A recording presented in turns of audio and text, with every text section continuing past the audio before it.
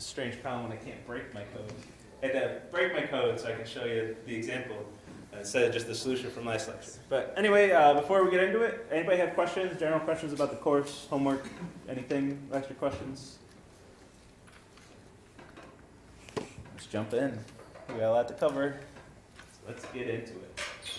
All right, so the lecture question today, there is a notable jump up in difficulty for today's lecture question.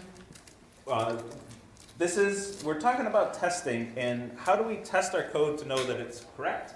But really when we're testing compute shipping costs, you can look at your compute shipping cost implementation and have a pretty good idea if it's right or wrong.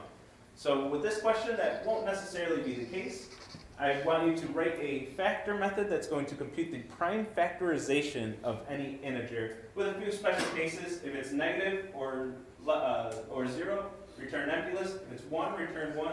If it's any other number, 2 or greater, return the prime factors, and don't include 1 in the prime factorization. For example, to factor 12, we need to return the prime factors 2, 2, and 3, but the order is not defined of those prime factorizations. So 2, 2, 3, 2, 3, 2, and 3, 2, 2 are all valid outputs. These are all correct outputs, and your testing should consider all 3 of those as correct outputs.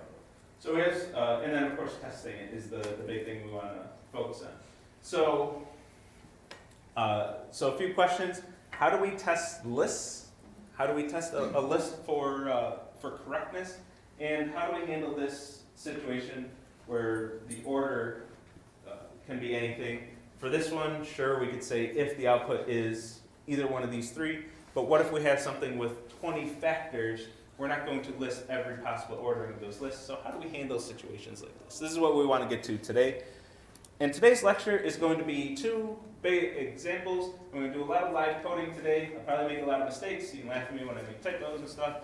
But we're going to go through 2 examples, and I just want to show the whole process of what we're doing and what's going on, make sure everything's clear about that. The first example, I'm going to go over the lecture question for Monday and how to solve this and go through a lot of the kind of stumbling blocks and stuff with this. And the end of last lecture, I had a quick example on running Maven, getting Scala tests up and running it, and a few other things, set up your test suite. That example was more rushed than I wanted it to be, so I want to go over that again at a much slower pace, more deliberately, and make sure we all are up to speed on that. A lot of you probably struggled through it and figured it out how to set that all up for the lecture question on Monday, but I want to make sure that we're all up to speed on that we all know how to set up these test suites. One note on these lecture questions. The lecture questions are due 11:59 the day after the lecture that they're assigned, but I leave the submissions open after that deadline. If you go into your gradebook, go back into that question, you can still submit. The submit button changes to submit late. You can still submit them. So you can still work on those questions. You can still get the feedback. And when I'm reviewing your learning objective completion for any learning objective, if you completed the lecture question late, that's going to look significantly better than if you just didn't complete it at all. So if you don't complete a lecture question, that looks pretty bad. But if you complete it late, well, maybe you just need a little more time to figure it out. No big deal. I will take that into consideration if they're all late or not whatever. But if you did them all like right before your lab section or something like that, suspicious things like that. But if there are no red flags and you submitted a couple of them late, I don't care if you understand unit testing next week or if you understood it yesterday. I don't really care when you got it as long as you understand that learning objective. As long as you get that learning objective out of this course. That's what I'm really concerned about when I'm looking at that. So that said, we're going to go over the solution to this lecture question, so there's no reason for anybody to not have this lecture question. And if you do submit this one late, for this lecture question especially, since I know I rushed that example at the end of Monday's lecture, I understand if a lot of you submit this one late. You'll have the solution, at least partial solution. I won't go completely, not do the entire thing. But I won't do every test case, I should say, but I'll set up the solution. But there's no reason to not get this one, at least getting it late, and then I'll take that into consideration that I rushed that example at the end of Monday's lecture. So with that, let's not have to rush this again, so let's get into this. And I want to explain how this structure is and what's going on with this question. There will be a lot of testing questions, every numbered objective on homework, the 3 numbered objectives on each homework, and a few of these lecture questions as we're learning unit testing. Not all lecture questions will have testing, unit testing involved. You should still test your code, of course, but I won't have it as part of the lecture question very often beyond these couple of weeks. But this is the only time where I'm going to give you this code. So what happens when you have an objective with a testing portion, you're going to write your test suite, you submit that along with your code to Autolab. I'm going to run your test suite against your code. I'm going to run your test suite against my solution for that objective. And I'm going to run your test suite against several incorrect solutions for that question. For this lecture question, these were the 5 incorrect solutions that I had on the server. I think I just said that, but just to be sure, I won't show the code except for this one. I won't show the code for the incorrect solutions. I'll only give some cryptic name for them. In today's lecture question, 3 of those cryptic names are mystery 1, mystery 2, and mystery 3. I'm not always going to give you information about the incorrect solutions. But this time I am, just to make it absolutely clear what's going on with this testing. When I say your test passed, an incorrect solution made, always over 30, what does that mean? It means I have a method that's not right. It's the compute shipping cost method, but it doesn't do what it's supposed to do. And your test case said that it's good. So what we're after here is comprehensive testing. We want your test cases to be so good that if a solution is correct, it's going to pass. If any solution is incorrect, with even the littlest mistake, you're going to have at least one test case that's going to be able to tell that. We don't want any of these incorrect solutions passing your test case. If they do, it means you certainly don't have enough testing. If I can come up with an incorrect solution that your test suite passes. That does not necessarily mean, and I'll harp on this throughout the semester, that does not necessarily mean that your code is correct or that your testing is comprehensive. It just means that I didn't come up with some incorrect solution for that particular objective that fleshed out absolutely everything. I'm not going to write incorrect solutions for every possible error that could be made. Autolab is more of your jumping off point. Once you complete that objective in Autolab and Autolab satisfied, you know that you don't have any major errors, you don't have any complete blunders, but there can still be things in your objective that are not correct. And to give you a good example of this, last semester in Physics Engine, and this semester I left it in because I kind of like the lesson that this teaches. Physics Engine, one of the objectives, there's a common mistakes that quite a few students made last semester that I don't make in any of my incorrect submissions. So students get to that objective, they pound against Autolab until Autolab says you're good, and then they move on that assignment without really thinking too much about what they were testing and what was going on. So they had this common error, but Autolab said they were good on that objective. And then when they got to the primary objective, which uses the 3 numbered objectives, calls those methods to be able to get the whole physics engine working, they were tearing their hair out and absolutely going insane on that primary objective because their primary objective looked right. They would go to office hours to the TA, they went to the TAs, the TA said, your primary objective looks right. They take their laptop to my office, they say, what's going on here? I look at their primary objective. I'm like, your primary objective looks fine. I don't know what's going on. And the problem was that one of their objectives was wrong, but they didn't have comprehensive testing. They just said, well, Autolab said it's good, so they moved on. So I want to give this caution that the whole point of this testing is to do enough testing to convince yourself that your methods are correct. You should be able to look at all your testing and say, if an implementation passes all these tests, I'm confident that that implementation must be correct, even without looking at the code at all. I know if it passes all these test cases, it's going to be correct. So getting that comprehensive testing and not relying on Autolab to do your testing, to assess your test cases themselves, is going to be a big theme in this course. And and there will be common mistakes that I'll purposely leave out the incorrect solutions, just to make sure you are thinking about your testing and making sure that's working right. So you don't get to that primary objective and just totally out for lunch because there's an error somewhere else over in your code. So just some caution, some warning, and really just emphasizing the point of unit testing. The point of unit testing is that you won't need AutoLab once you do your unit testing. And I'll harp on that some more until you're sick of hearing me say it. But I mean, it's the whole point of unit testing. If you're just going to rely on AutoLab anyway, why'd you write those tests? Like, what's the point? I need to get you to understand the point of that unit testing, so you can have that tool in your arsenal. So when you go into 220, 250, you know how to write your methods and be confident that they're correct without relying on the course structure. All right. So with that, let's get into this and solve this lecture question. So first, I have the solution from Wednesday. Here's the solution. We'll want to compute the shipping cost. If the weight's less than 30, just return flat $5. If it's greater than 30, any pound over 30, we're going to charge a quarter plus that flat rate of 0.25. This is the same. This is going to have the same effect as if I did less than or equal here. Since this weight, if it's equal 30, this is going to be 0. This zeroes out. We're going to return 5 anyway. So I have what I'll say is a correct implementation. But how are we going to know it's correct? We need to do some testing. So let's jump to our test suite and write a test for this. And the first thing I'm going to notice, oh crap, Scala test is in red. That's an error. I can't even get started right here.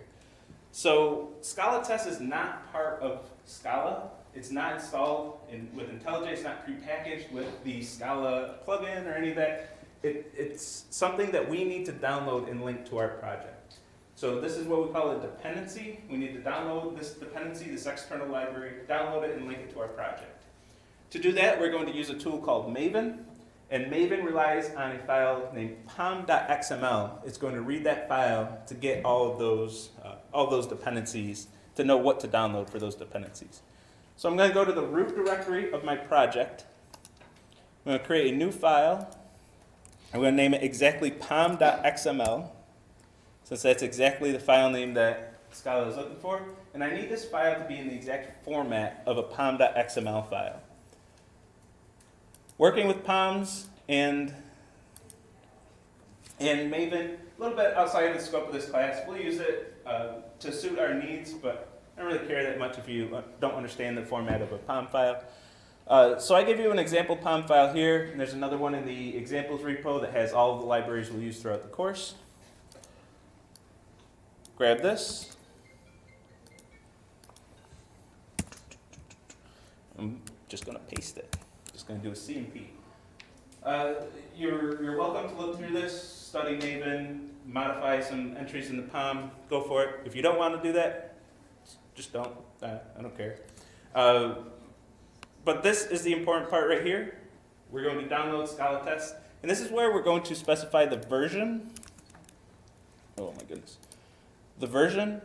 Each library for Scala has to be compiled for a specific version in Scala. Here we're using the 2.12 version of Scala test for Scala 2.12. This is why we have to run Scala 2.12 in this.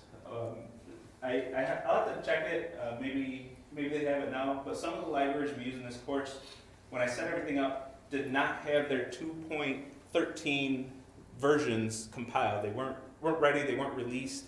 So we had to stick with 2.12 just because some of the libraries weren't ready yet. They might have their 2.13 compiled versions now. I can update that maybe next semester. But this is the reason why we have to use 2.12, is the libraries have to match the Scala version. So if you want to use a library that you found online and it's a 2.13, if you're doing a side project or something, just make sure you have this matching your Scala version, or else you're going to get all kinds of crazy errors. So I have my POM file. And once I have that POM file, I want to click Maven in the sidebar, and I'll refresh to be able to download those dependencies. And this project is a mess because this is the third time where I'm using Maven and then deleting it and removing it. IntelliJ is getting confused because this repo I'm really messing with. So I have a few things here and there. So I want to click that and then click refresh. That's going to tell Maven, hey, look for pom.xml and download anything I need from there. Sometimes Maven is not in the sidebar. Sometimes this just isn't here. If that's the case, we click this magnifying glass, search for Maven, and then go to Maven, Maven through that. Or we can, what I'm going to do here, right-click the POM file, and click this Add as Maven Project. And that's going to do everything I need it to do for me. So I'm going to add that Maven project. Actually, it might not do everything. I might have to refresh still. Yeah, I still have to click this. And then say download all those things. It's going to give me a third CC 116 for the third lecture. I'm going to get a progress bar here on the bottom. That's IntelliJ running Maven and Maven downloading that dependency for me. And once we get this dependency installed, once that progress bar hits the end, my errors should go away.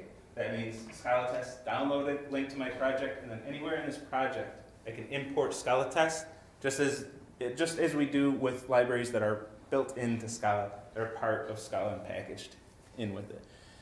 And my goodness, it's taken a long time this time. And once that downloads, I swear those errors will go away.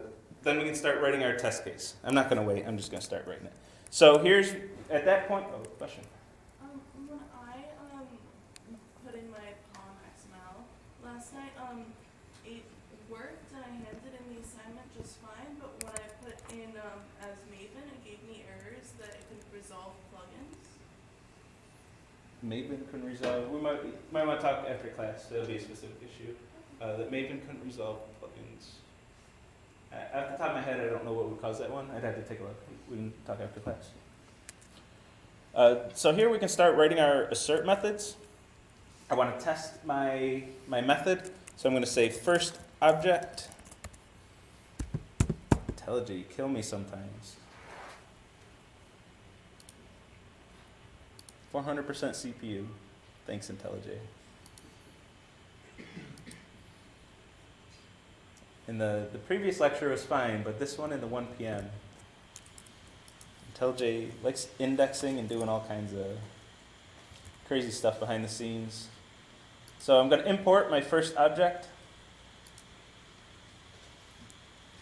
IntelliJ, it's not the time, not now.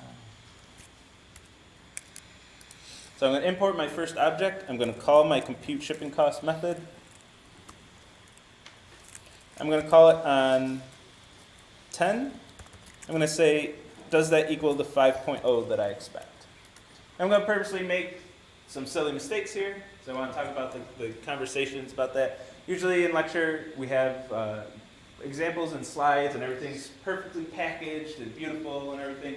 It's because we put a lot of work into making those examples perfect, usually, except on Monday when I had a mistake in my slides that we talked about. But live coding, you're going to see a lot of the little things. I want to show a lot of the things that can trip us up and what symptoms we see.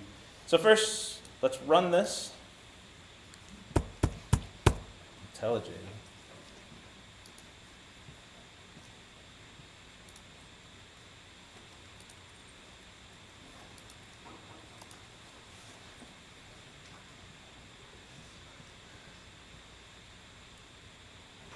Hopefully.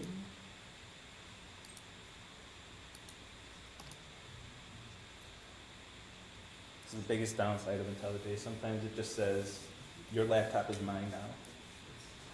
And it won't let it go until it's done.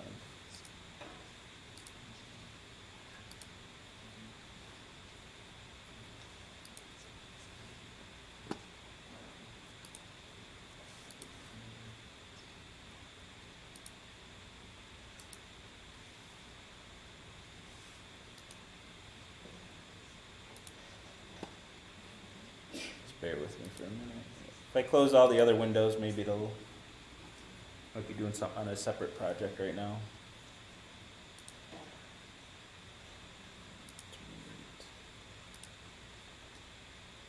Is that what you wanted, IntelliJ? All right. So now we have our test case, our test suite written, but we don't have any. If you've been using those Go buttons in the sidebar here, we don't have any of those Go buttons.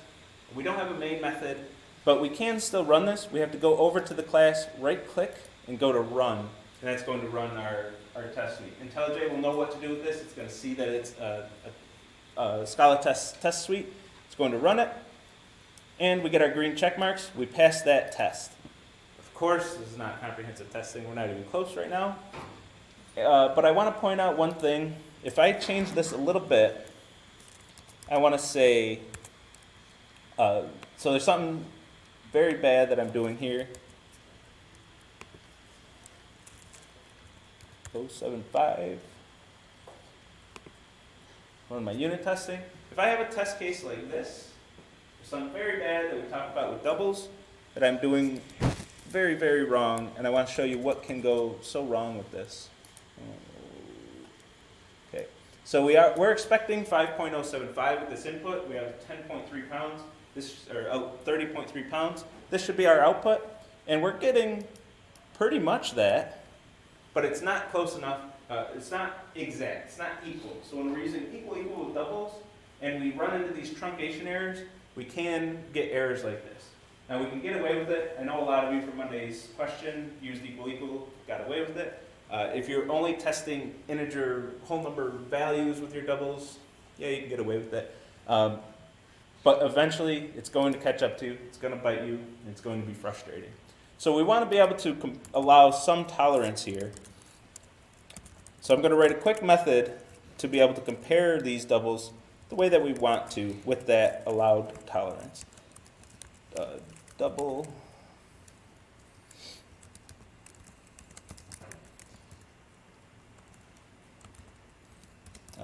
Boolean. So I want to take two doubles, return a Boolean, and I want to say if these doubles are close enough to each other.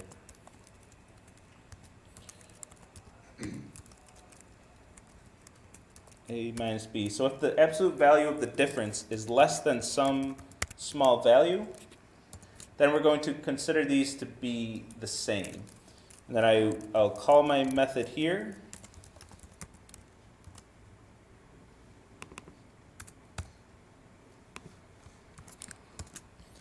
And when we have a very small value like this, first it's nice to store these values in constants. I have what we call magic numbers, where what does this number actually mean? So let's give this a name. And in math and computer science alike, when we have a value that's supposed to be very small, it's common to name it epsilon. It's just a way to communicate that we expect this value to be a very small value. If we say something's within epsilon, we mean there's a very small tolerance allowed there. Then when we run this test suite, even though we have two values that are not identical, we can still compare them with some allowed tolerance and then pass our tests as we would expect. So we're not getting bit by that truncation error. And then we of course need more test cases. We can cut and paste, cut and paste, cut and paste. But this is going to start being a bit cumbersome. It's going to be, at best, a bit ugly, a bit unappealing code. And it's hard to maintain. If we want to make a change here, maybe we changed our method name or something, we got to change that in all these cases. There's just a lot of disadvantages to that. I saw some students in office hours trying to do some things with data structures. A lot of you were using lists just because that's what I used in the lecture, in the examples during lecture on Monday. But I want to show you a better way of how we can organize these test cases. I want a data structure storing all my test cases. This is where we're going to see a nice application of a map. So I want a map of double to double. And I'm going to map my test inputs to my test outputs. So I can get my expected behavior here. So on the input 10, I would expect 5.0. On 30, I'm expecting 5.0. On 31, I'm expecting 5.25, 5.25. On 30.5, I'm going to expect 5 and 12.5 cents. And here's where we would come up with just more and more test cases, come up with as many as it takes to satisfy you to know that it's going to comprehensively test that method. I'm just going to come up with a few. This is not comprehensive. I would want more test cases to really be sure that this is correct. I would want some up in the 40s, 50s, over 100, and things like that. And now And, a syntax thing. With maps, especially when we're doing test cases like this is perfectly valid syntax in Scala, and it helps organize this a bit more. It's very clear what the test cases are. Those are my inputs and outputs, my expected outputs, and I want to test these test cases. So now, let's get a loop that's going to run each of these test cases for input and expected output in this map of test cases. Run my assert.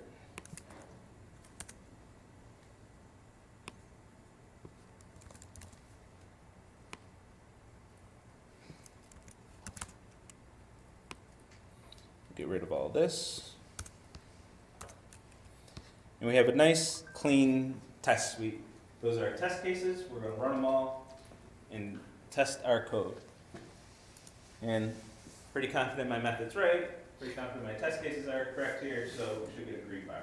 Green check marks all around. But what if our code was not correct? So what if we're testing on one of those incorrect solutions?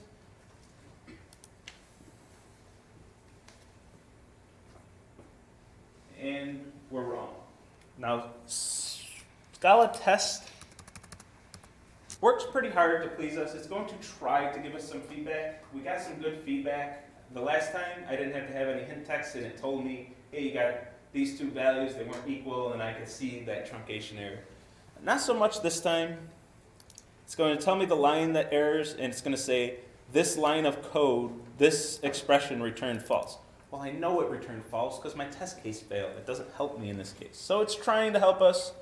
In this case, it just isn't enough. It just doesn't give us very good information. So we need a little bit more. We do want one of these hint texts. You can have this as verbose as you want. You can have a string, do a lot of concatenation, and say, I tested on this input, I got this, expected this, etc., and store this output, the actual output in a variable so you can concatenate your string. You can do things like that. For now, just to prove the point, I'm just going to print the input to the screen. So now let's run this again with my hint text. That's going to tell me a little bit more information about what went wrong here. And now I can see, okay, this returned false. And also, here's what you told me to print whenever this assert fails. Oh, on input 10, something went wrong. So 10, okay, 10, that's supposed to return 5, but it didn't. Okay, on 10, now we can trace through this code, walk through the execution.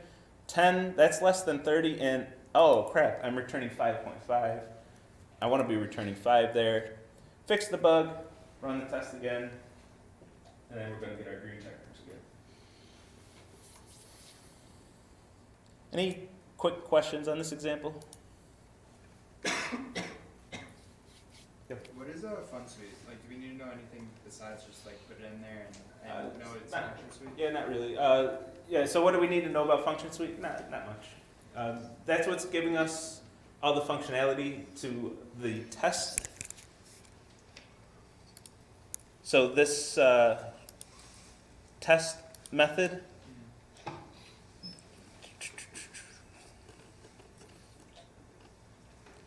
fun suite, like, well, it gets more complicated, but that's actually part of the fun suite. So that's how we can just say test and use that syntax. It's because we extended fun suite. You don't really have to know what's going on there. Just know that that's how we set up the syntax for a test suite.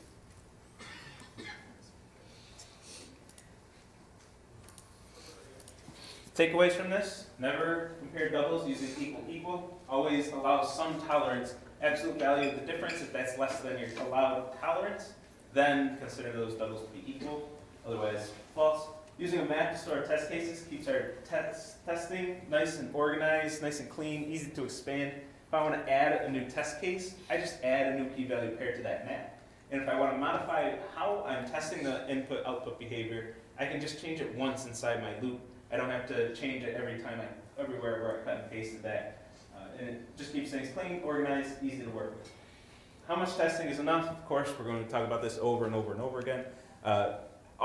Satisfying AutoLab, it's a good start, but really you should convince yourself that your testing is complete. You should be able to look at your test cases, look at all the testing you're doing for a method, and you should be convinced that if a method, without even seeing the code, if a method passes every single one of your asserts, that it can't be wrong. If there's something you can think of, like, oh man, well, it could do something like this, add more test cases. Just add test cases to check for those things. Whatever you have dealt with, add more test cases to make sure that if that mistake is made, if that input-output behavior isn't there, add more test cases to double check that, to check that. So keep adding testing until you're convinced that no incorrect code could pass your test suite. That way, just running your test suite, you know, okay, my code's good because it passed my tests. That's where you want to get with unit testing. So let's go through another example.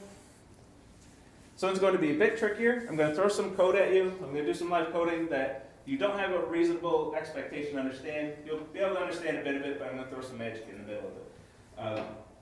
This is where we're really going to want to use unit testing. If you have code that you can't quite understand, or that you can understand, but it's just fairly complicated. For example, your factoring code is going to get complicated enough that you're not just going to be able to eyeball it and be like, yeah, that looks good.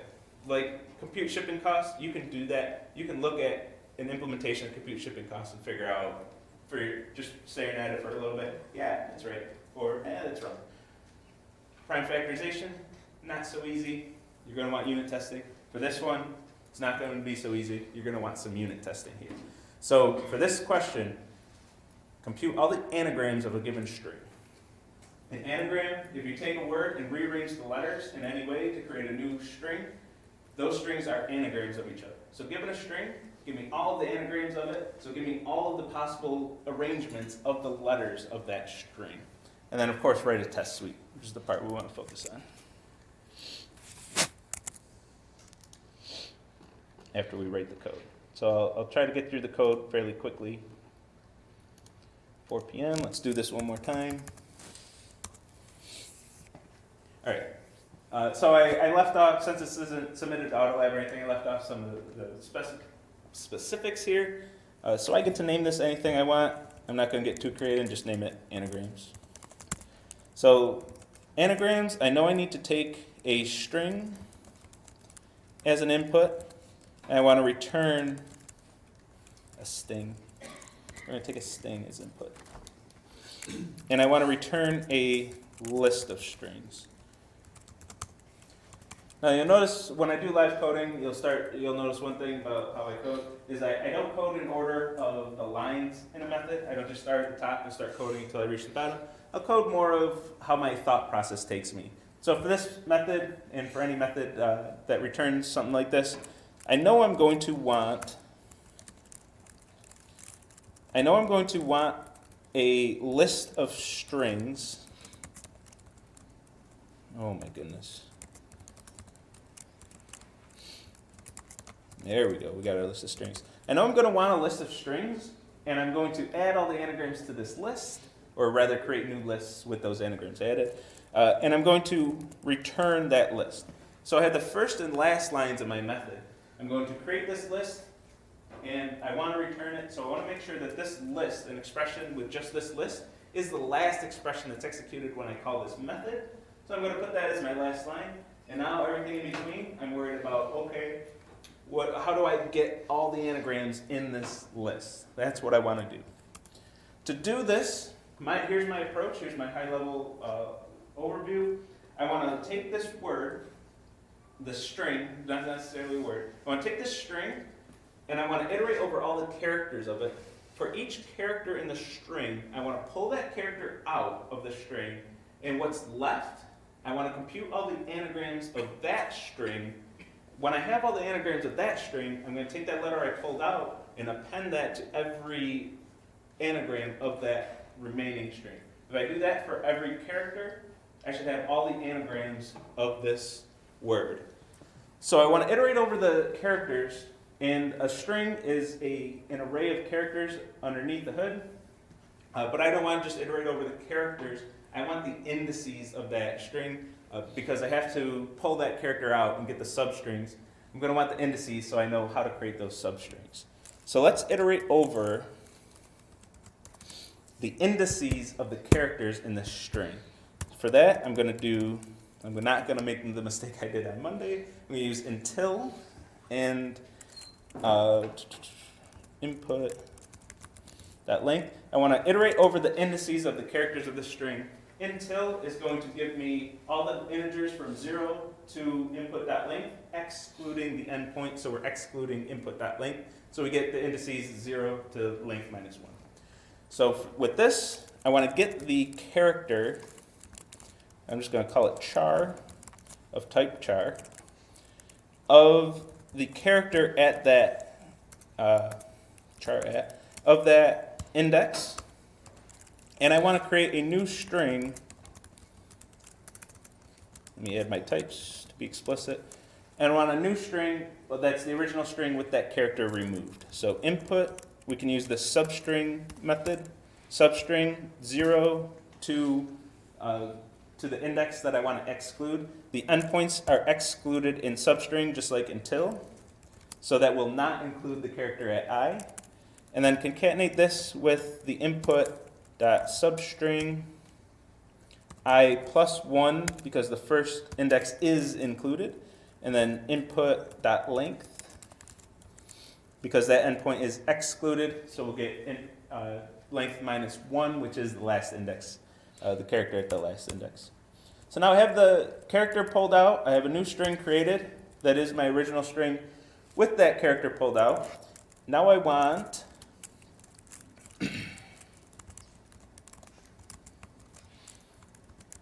the anagrams of this new string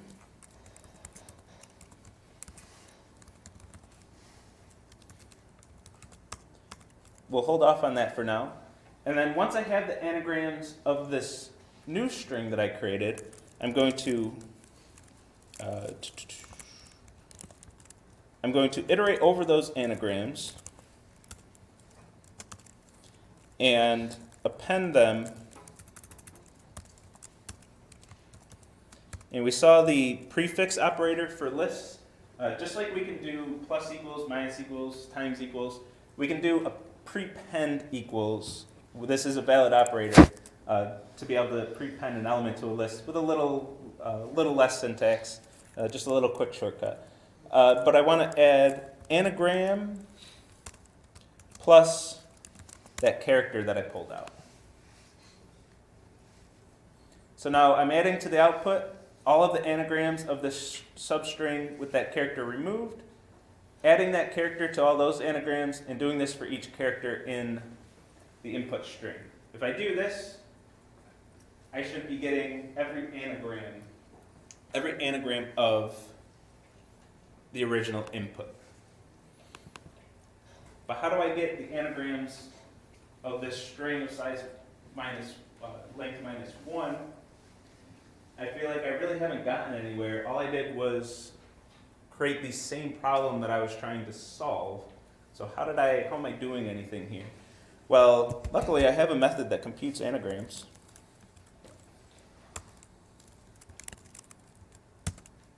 Oh, kill me. That was my mistake. I do have a method that computes anagrams. It's the method I'm writing.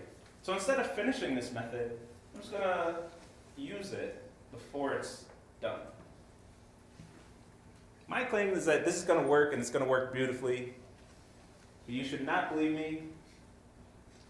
We should do some unit testing to make sure that I'm not completely full of crap, because this is some magic here. What is going on? How can I just use this method to write this method? I haven't written the method. I'm trying to compute anagrams, so I'm just going to call this incomplete method to be able to compute anagrams. You should not take my word for it that that's correct. But let's do some unit testing and see. So I'm going to,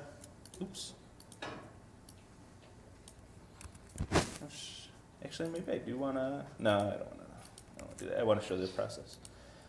So I'm going to steal my setup of my test cases from the other example. We already saw that, how to set that up. But I want to modify this to work with my new scenario. So we can do lists. We mentioned this last time. We can nest these types up. to any degree we want. So I can have a map of string to a list of strings.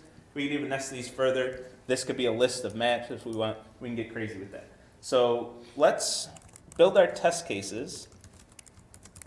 So if I have just A, all the anagrams of A is just A itself. And then let's modify this. We don't need compare doubles anymore. We don't need any of that, but we need 4 p.m.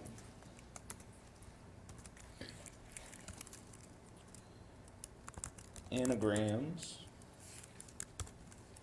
Oh, whoa. I don't want that at all. It's not even close to what I wanted. And import this, import our code 4 p.m. I guess we can delete this import, that don't matter though. And then I want to assert if these two lists are equal. With lists, so one of our big questions for the lecture question, we want to compare two lists. Scala lets us use equal. We can just say, are these two lists equal? And that's it. What Scala is going to do is look at the two lists and say, are these the same size? If they're not the same size, they're not equal, they can't be equal. If they are the same size, it's going to iterate through all the elements of each list, and for the elements in the same locations, it's going to call equal on them. If all the elements of the two lists are equal, then the lists are going to be considered equal. So this is something we can do. It's a very convenient thing to do in Scala. And let's run this and see, with just our one simple test case, if my code is correct, or if I'm trying to pull one over on you, and I am trying to pull one over on you. That didn't work at all. So on input A, that didn't work at all. So we have one big problem here.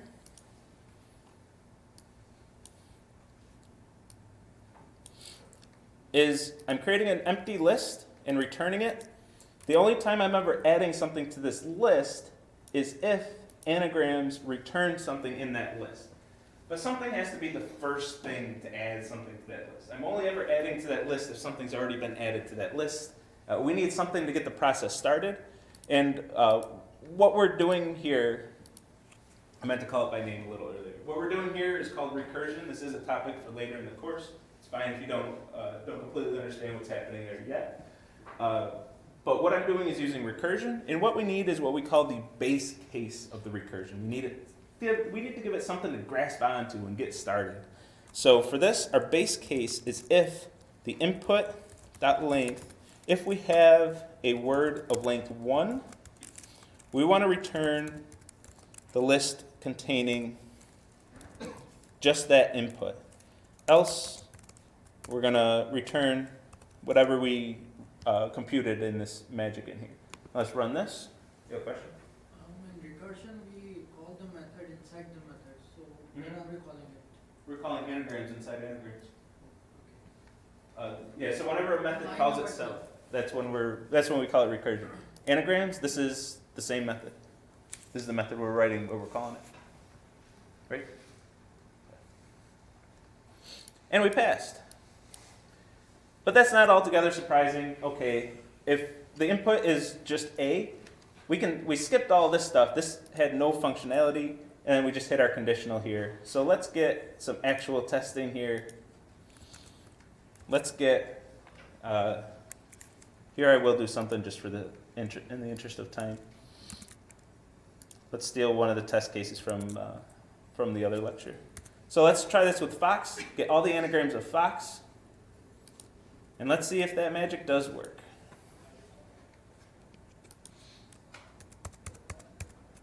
So my test failed. So I'm not feeling great about that. But when we look at the output, when we look at what two lists didn't equal each other, here's my test case. And here's what I actually returned. If we look at these close enough, I actually did return all the anagrams of Fox. I did return the right anagrams.